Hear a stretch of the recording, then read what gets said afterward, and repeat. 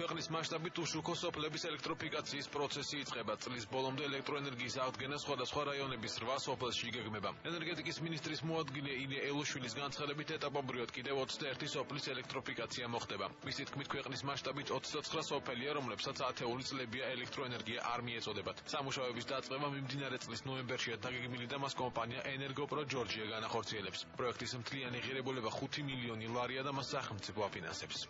ელექტროენერგიის მიწოდება არის უმნიშვნელოვანესი პრიორიტეტი და მათი ადგილზე დამაგრების ერთ-ერთი უმნიშვნელოვანესი ფაქტორი. შესაბამისად, ჩვენ უკვე გავაფორმეთ ხელშეკრულება, რომლის მიხედვითაც 2015 წლამდე 29 სოფელი იქნება მთლიანად 29 სოფელს მიეწოდება ელექტროენერგია. მრავალი წლის მანძილზე იყო ამ სოფლების პრობლემა, ჩვენს უკვე ესმოდა მათი პრეტენზიები, თუმცა კომერციული თვალსაზრისით არ იყო მომგებიანი ესეთი ინვესტიციის განხორციელება და ვალდებულება ქონდა კომპანიას. ამ შემთხვევაში ენერგეტიკის სამინისტროს შუამდგომლობით და ძალისხმევით გამოიძებნა სახსრები